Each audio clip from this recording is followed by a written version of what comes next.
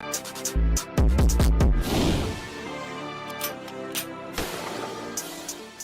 going on, everybody? You're now tuned into the Rah podcast. With me, as always, is my co-host, Hector61. Today, we have another special guest joining us live on Zoom. She created a solid modeling career working for different New York modeling agencies such as Eve's Casting and DV Castings. She's also worked on different projects and recently was casted in an upcoming music video with Brooklyn rap artist Rah Swish. And to add to that, she's also been featured on skits with YouTube comedian Kai Cenat. So here to talk to us more about her career, let's give a warm welcome to Ashley Arellano. Hi, thanks for having me. Of course, thanks for joining us. So I started modeling in December, and it all started because I did one photo shoot, and then ever since I did that one photo shoot, I got a lot of positive feedback from them. So my audience just wanted more photo shoots, more modeling pictures, and I was like, you know what, this is kind of going well for me. So I just started continuing, and then I got casted by a couple of different agencies, and then I also was featured in Lil Tecca's music video, Out of Love, coming out soon. Oh, nice. Okay. Yeah, so you're going to see me in that. And yeah, so now I'm just I love doing music videos. It's so much fun being on set. But at the same time, I also like to do regular commercial type of pictures and meeting new people. Because that's why I love doing shoots. Because you get to meet people and you get to network and just be out there. So yeah. What are some notable photographers that you've worked with in the past? Well, my favorite photographer right now is Bruce, because he was my first photographer, so I'll always have love for him. He got me very comfortable with the camera, and he makes me feel I don't know, I know what I'm doing. Even though at first I had no idea what I was doing, he kind of directs you and tells you how to pose and what to do for the camera. So I would definitely suggest him. That's dope. Okay. Yeah, actually, know a really dope photographer. If you want to talk after, she's done a lot of campaigns, a lot of people. So we definitely keep that in mind. But let me ask you something though. Yeah. How much has your profession changed within these past couple of months with COVID?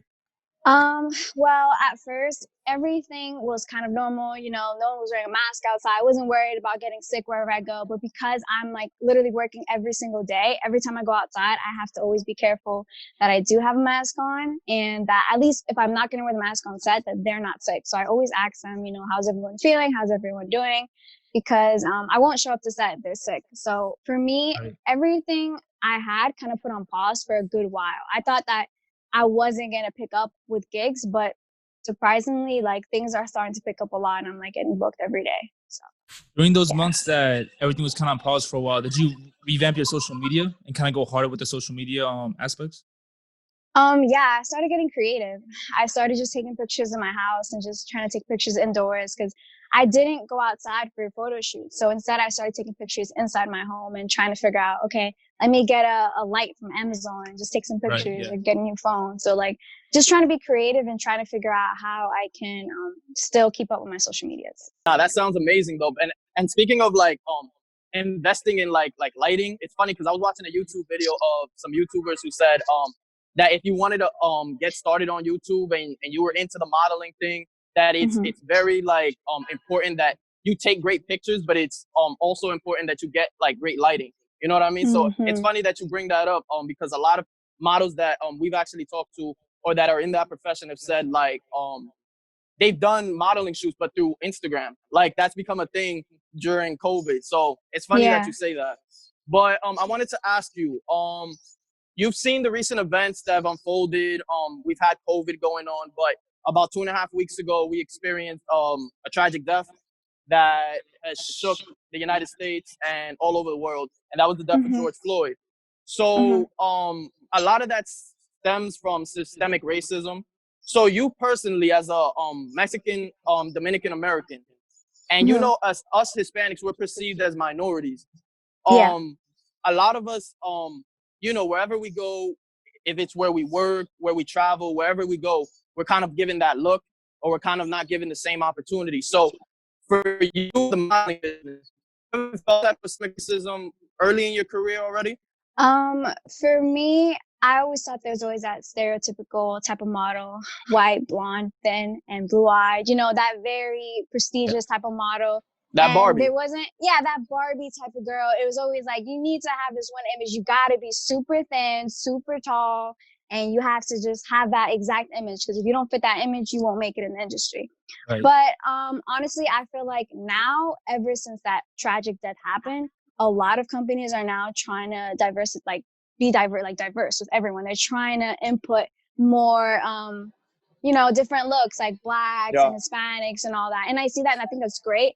I think we should have been doing this from the beginning, but this is still good that there is small changes happening. And I feel like now it's really good to have like an exotic type of look when it comes to like music videos and stuff. But with like big modeling agencies, they do want that very Barbie look, and they'll tell you like you don't really fit the image we're looking for. So yeah, but it happens. Yeah. Was Tyra Banks a big influence for you, since she was like a big African American woman like modeling agent in industry? Yeah. So for me, I remember always watching like America's Next Top Model, and like that show, I love that so much. I'd be like, oh, I want to be like one of those girls. Yeah. And I remember, she'd sometimes be in the show, and I mean, honestly, seeing her was definitely inspiration, because she is still very well known. She is, an icon, and that's still amazing to like look to her and see her pictures and see how like she's still beautiful till today. So I do definitely think of her as an inspiration. Right. I was actually also gonna ask, going back a little bit, like you said, I think that we should have been doing this from the beginning. Like, brands should have been, looking out for not just the communities, the African American community, and just the middle class in general, but it should have been something that was spoken about. But I was gonna ask, do you think also these brands are doing it because that they know themselves that if they don't say something or they don't send a message, it might make their brand look bad? Yeah, honestly, I think that they're trying to, in a way, kind of cope with everybody and try to see like, we're with you, we stand with you, So especially companies that are Black owned, those are the companies that really are now doing great. And I'm so happy about that, But the other companies who are majority promoting white females in their page, now they're starting to diversify, and that's great. But this should have been already done, and I'm hoping that they just continue to do this, and it's not just for now. Yeah, absolutely. It becomes a thing. It becomes normal, not this kind of like every now and then type of thing. Yeah. But okay, so speaking of companies, you in your profession, you actually get to travel, and some of the perks of your career allow you to do things like obviously travel and go around and meet, like you said, network and meet new people. So I was gonna ask, tell us a little bit of background on who you are, where you're from, and how you got like really started. I know you said that you got like, started this, that, with the photo shoot. Yeah, but can you delve a little bit more? Yeah, sure. So for me, I always wanted to start modeling as a kid, but I didn't really get to do that opportunity because I grew up in a very like conservative Christian household. I would like go to church every Sunday. So modeling exactly wasn't something that typically my family was like, no, like you're not gonna do that, because they thought, something else about it. But yeah, I grew up in Queens, New York my whole life. I've been here forever. I haven't really moved anywhere else. I've always been in this one spot. So I feel like for me, what really got me more into modeling as well, besides just a photo shoot, was people telling me about my hair and stuff, and like telling you, oh, you got pretty curly hair. What do you do like to your hair and stuff? And I started getting reached out by like curly hair companies. And now I'm like going to be promoting a couple soon, making videos and stuff like that. And it was when I started talking to people and networking that I felt like that gave me happiness. Like that actually gave me joy, because I used to be in like a very like sad state of mind, because I'm someone who likes to work. I like to work. I like to go out. And if I don't work, I feel like I'm not being productive. So I feel like with this, it makes me feel productive, like with my day, and I'm getting things done. So, I mean, for anyone that wants to get started, obviously be careful, because there's a lot of photographers out there that are weird. There's a lot of weird photographers who are not in it for the right reasons. So bring someone with you, because, just to be safe. Of course. So modeling is one of like the biggest freelancing jobs ever. So nothing's ever kind of like, especially nowadays, nothing's ever like secure job wise. How do you go about that? Are you constantly hitting up brands? Are you constantly like doing research? Because like you said, like you don't like to kind of take breaks. You love working so much. So like, what's the regular like work day schedule for you when it comes to like looking for other companies to work with? Okay, so for that, mainly I have brands reach out to me through my social media, because my social media is right now still growing. people see that and they see, okay, she has, active followers, active commenters, or, she's active in her stories, whatever the case is. So they reach out and they see, and if they like your image, they'll send you products and they'll send you, okay, here are some lashes. I would like you to review this and this and that. So it starts with that. And then slowly, casting directors, those get you casted for bigger things. So, a casting director will hit you up about a gig, and then you'll submit yourself. You'll submit a picture, you'll submit your height or whatever the requirements are. And if you fit that role, then they'll hire you. So with me, I feel like I have been getting booked every day, and it's great. And I feel like a lot of it has to because of my Instagram. And if I don't get hit up, then I do reach out to them like via email or DM, depending on who I'm speaking to. Some of them specifically want you to email them. And then some of them you can just go ahead and straight DM them. Perfect. Would you say that you post more on your story or on your feed, or it's a little bit of both? I post more on my story because Okay. I'm actually very picky with my feed. Like if I'm gonna put something out there, I want to be like, yeah, like this is a nice picture of myself. I look good I in agree. it. I'm Yeah, confident 100%. in it. Like I would love to be able to post more, but the thing is too, I have a couple of photo shoots on the way still. The photographers sometimes take a while. They take a while to reach back to you. They work with other people. So I'm just trying to be patient of it. You don't want to be that one annoying person saying, when am I going to get my pictures? When am I going to get my pictures? So, I just wait. I make sure that whatever content I put there is going to be good content and not just something, that I took at 5 a.m. in the morning and I'm like, here you go.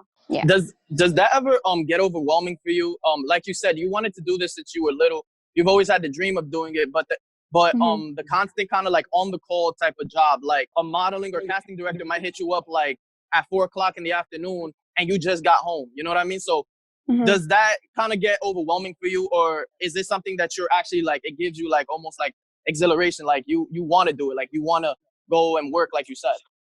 Yeah.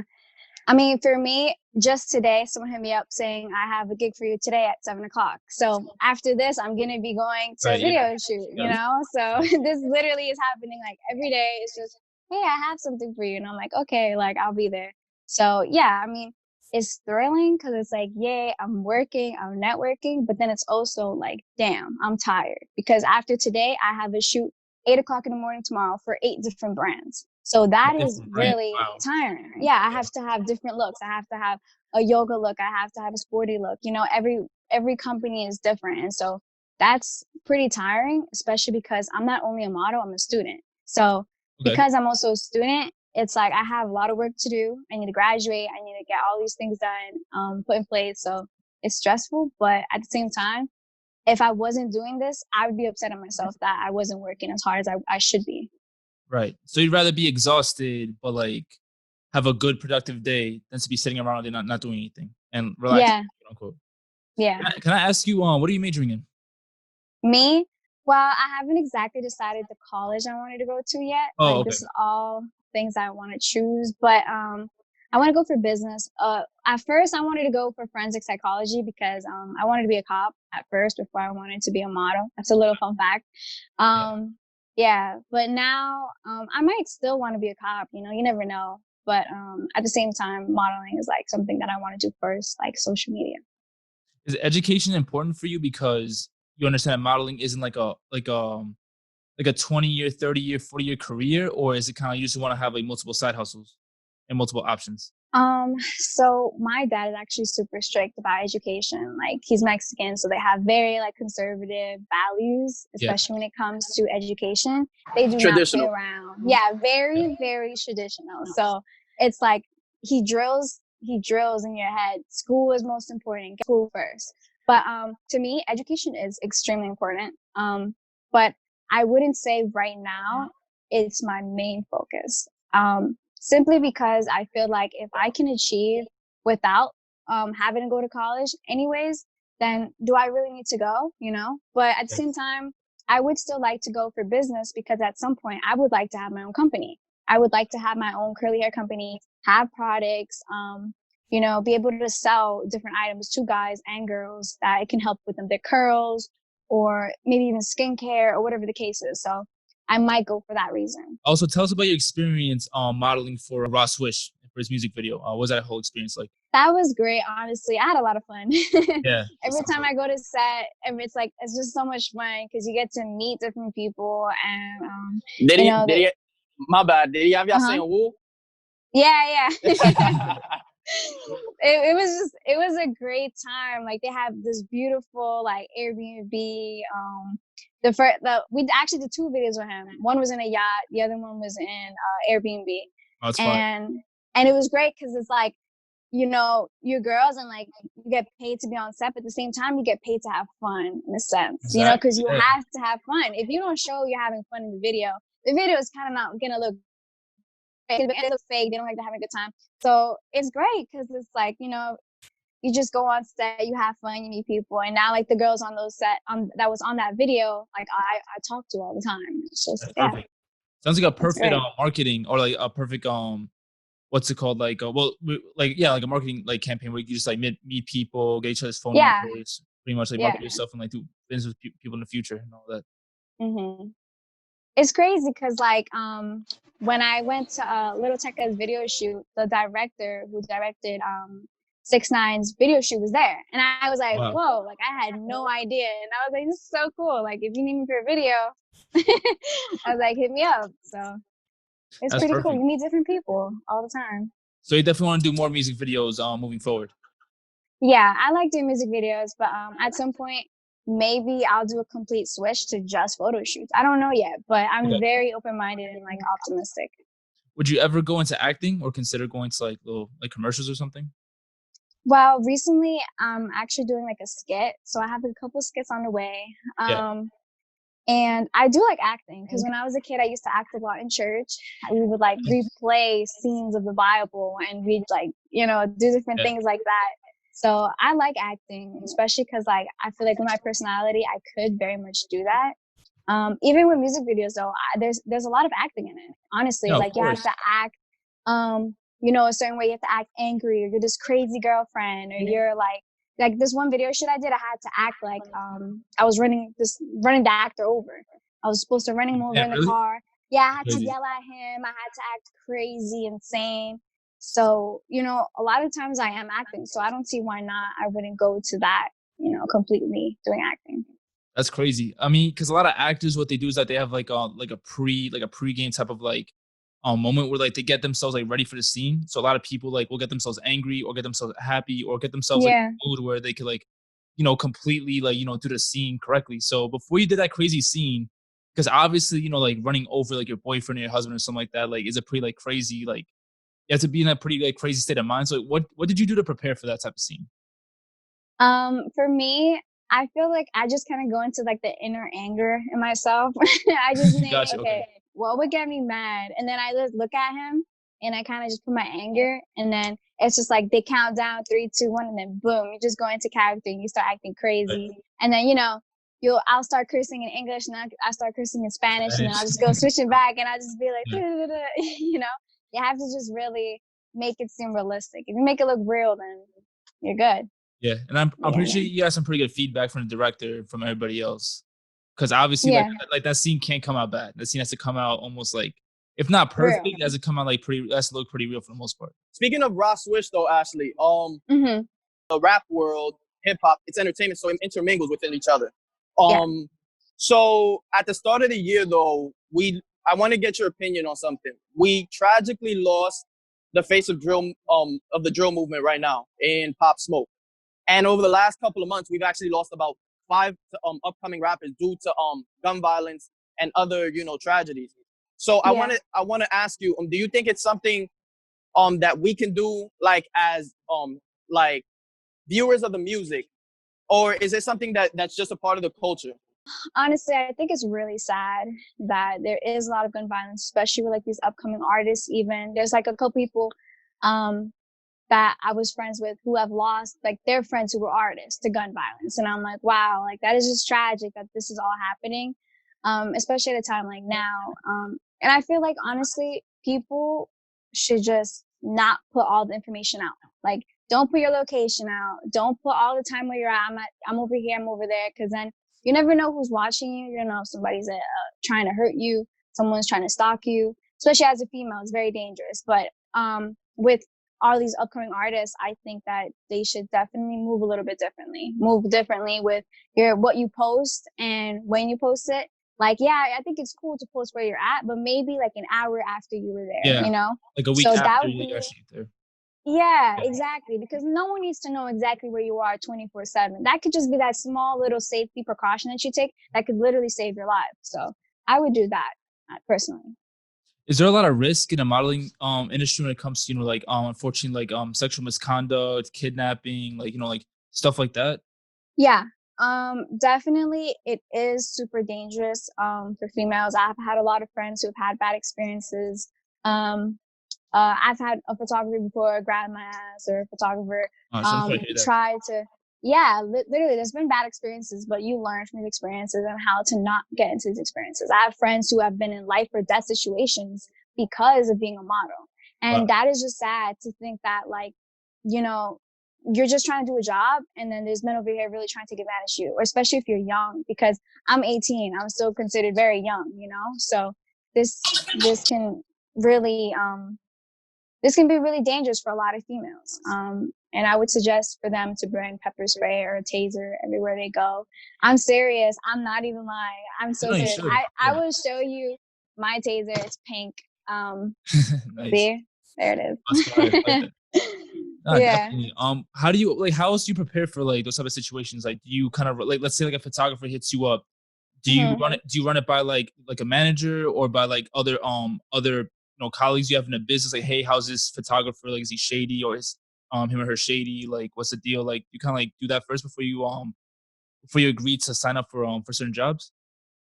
Um, when it comes to photographers, I usually look at their page first. I look at their page, I see what their pictures are like. Every photographer has a different niche. So some photographers do face shots or body shots or nude shots or whatever the case is. So I look at what their style is. If I like the style, if there's something that I want in my page, then I will do a shoot with them.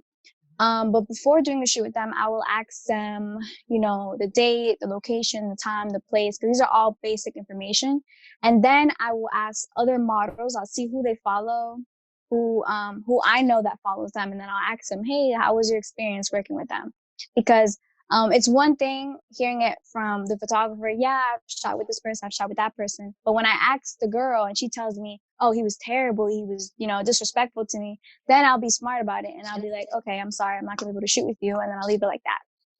On a much lighter note though, I saw that, well, I actually discovered you through an upcoming comedian, and you know him, YouTuber Kai Cenat, and he was doing the Yeah. YouTube prank videos, and I couldn't stop laughing because, like you said earlier, you switched it up on him, you started talking Spanish, and I was just laughing because I was like, I understood everything she said. But what was that experience like? And because of that, do you think more people recognize you now because of that? It is crazy how many people recognize me because of that YouTube video. I post a TikTok and they're like, hey, aren't you that girl from Kai Cenat's YouTube video? And I was like, yo. I'm That's like, crazy. yeah. Like, people recognize me for that, and they'll be like, yeah, that was me. I'm that girl. I went all crazy on him. Cool. The YouTube video I'm going to be doing with him on like the 25th, I believe. So I do want to work with him more and start my YouTube channel. I got a couple collabs and a couple videos that I want to do on my channel. Awesome. What other types of influencers or comedians would you want to work with moving forward? So I actually want to work with DDG. I don't know if you guys, Yeah. do you guys Yes, no, before. Yeah. So I got in touch with his manager, and I got in touch with Mr. Got Jokes. You guys know? Yeah, I heard him before. Yeah. Yeah, Good so guy, him. yeah. So Dope. those two I want to work with. I also want to work with just regular kind of celebrities in LA. I really need to go to LA, honestly. I need to go to LA. I need to go to Miami. Shit, you're telling me. Yeah, I Right. can't I'm wait. fiending to go to LA. Miami, whatever, but like, nah, LA, I'm definitely fiending to go out there.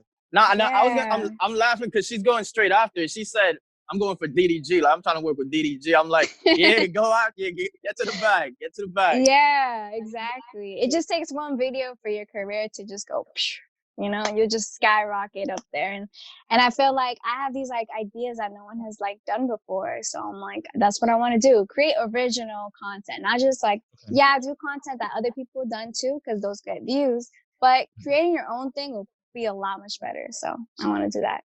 So for you, it's kind of like the quality over quantity type of thing. And the quantity being like the likes and like the engagement and all that. As long as you have a good skit yourself, even if it's not blowing up, you can be happy about that. Yeah, exactly like that. Mm-hmm. And besides, yeah, go ahead, Hector. My bad. My fault. Yeah. And besides the modeling, well, that's what you're focusing on for your YouTube page. But as far as your content, what else can we expect from your YouTube page? Behind the scene videos, probably a video shoots. I'm gonna most likely bring the camera with me if they allow me to, and then I'll record what it's like.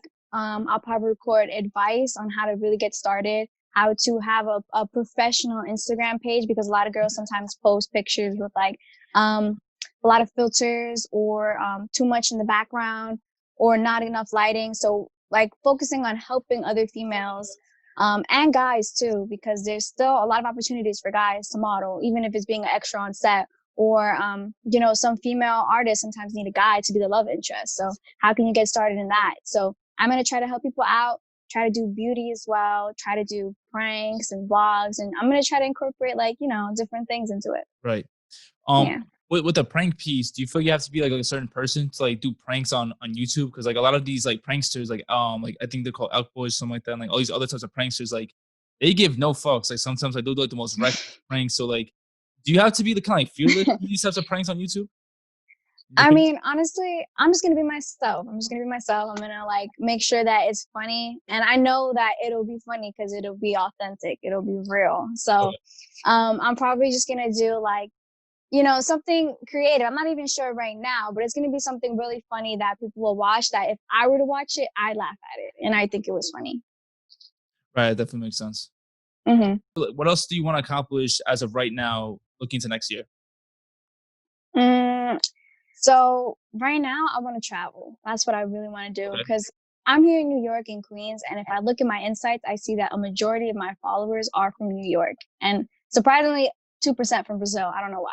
But yeah, so nice. I want to, I kind of want to network. I want to network, get more LA, Miami followers. So when I go to LA, I'm going to go to Miami probably next month, so you guys know. Nice. And then LA, maybe in August, I'm not sure. So I'm going to try to go for August, and then just do a lot of photo shoots over there and video shoots that I can. I'm connected with the Lost Models director. And he says, you know, if I go to LA, he'll book me for these big castings, and he'd be casting for, you know, Drake and Sway Lee and all that. So I'm like, I'm like, I'll go. So I'm really excited about that. Yeah, it's definitely lit for sure. Have you ever traveled internationally to other countries? Well, I've been to Dominican Republic. I've been to Puerto Rico. I've been to Mexico. Just last summer I went to Mexico, and I definitely missed it. Is the modeling industry any different, like in Mexico or in DR or in Puerto Rico, than it is in the United States that you know of? I would say yes, because I've been in touch with a few Dominican models that are in DR, and it's definitely probably harder because it's kind of hard to trust people, you know, you know what's legit, what's not, especially because if you're not really in tune in social media over there, then it's going to be really hard for you to network and meet people who are legit.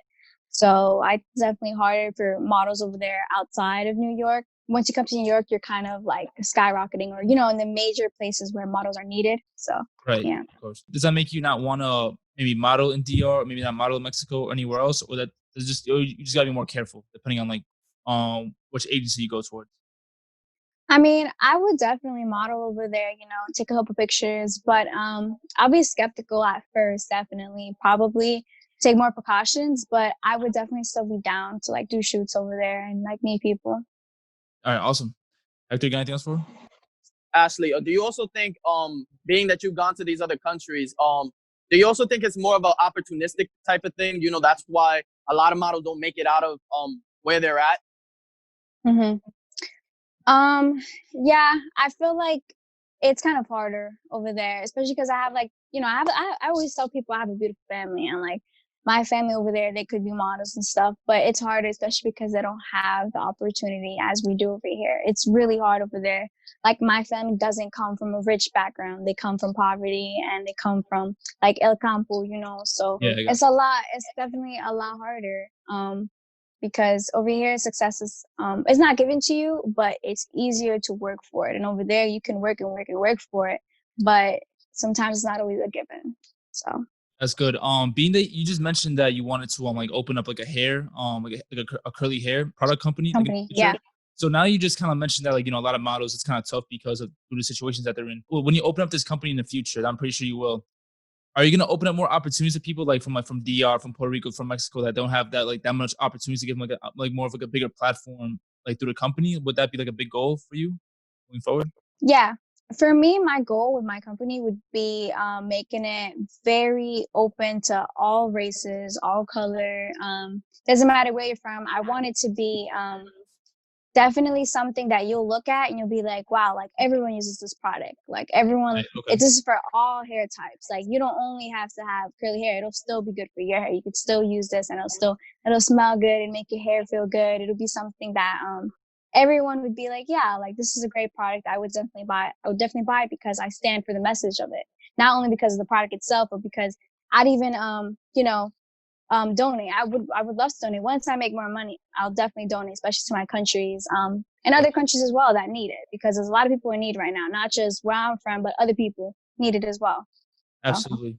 That's great that you mentioned that, because like we were saying before, like in the beginning of the episode, when you were growing up, like the models that you were seeing were kind of like the straight, like, like the white, blonde hair, blue eyed, tall models. And that's not very inclusive for a lot of people who are very talented, who want to get into the profession. So I think even stuff like campaigning and like marketing for these type of companies is really important for like for younger women or little girls to see, okay, wow, like this model looks just like me, or like this, what, like, being, if you're Muslim, Hispanic, or whatever the case may be. So the fact that you kind of like turned that, like that bad experience, that bad stereotype around the business, and you kind of want to take it on a more like social level, like, it's really, really nice to hear. Yeah, thank you. No problem. For real, I was gonna say she's a young ambassador already, bro. But last but not least, though, Ashley, I was gonna ask you right before we let you go. 2020 is canceled. So, what do you have a bucket list of anything that you want to accomplish, like by the rest of the year, or looking forward into 2021? For me, what I really want to get done this year before everything finishes is I want to make sure that I worked almost every day. I want to make sure that as long as I'm working, then I'll be happy with the outcome of 2020. I'm trying to get everything done, professionally done, like having a nice portfolio, having a card, having all these different things that models need. So that's my goal for 2020, is to make sure that I can say to myself, I worked my ass off. I still made it to the point where I was still active. I was still active with working, and also having my social media like go up. By then, definitely my YouTube be started, have my YouTube be more active on YouTube. So by then, things will start to kick in more. All right, awesome. Hector, you got anything else? Oh yeah, just one more thing. Have you done anything else besides, because you sound like a hustler right now. But have you done anything during quarantine, like for yourself, like done anything, any hobbies that you picked up on? For me, I like going outside. So Okay. I like hiking. I like biking, especially with quarantine. I bike a lot. Like I'll just bike to Long Island City, or like around my neighborhood. So I'll bike outside. Because I hate being inside. Like I cannot be inside my house for too long. I think I'll go crazy. Like even when it was like really tough, no one was outside, I was still outside. I don't care. Like I'll just be outside. Now I don't think everyone should do that, but me, I was outside. She outside. Yeah, I'm outside. All right, gotcha. I want to thank you so much for joining us. I'm going to let you go in a little bit because I know you have a big shoot, as always, now at 7 o'clock. So, but I want to thank you so much for joining us and giving us a little bit of insight into what the modeling world is. Because, like, now it's kind of complicated. Like, I didn't really know what the modeling world is. Like, you hear rumors, you hear, like, a whole bunch of, like, good and bad stuff from the modeling side, and social media is kind of like all over the place. But it's get a good insight from that. So we appreciate you for having us on the show. Thank you. I appreciate being welcomed on the show and all that. All right, awesome. All right, Hector, anything else? Nah, thank you so much. Like, for real, you came through when I thought that you would never come through, honestly. No, I said I was going to come through, so I came through. For real. All right, appreciate it. All right, so everybody, it's the Rah Podcast. We'll catch you guys next time.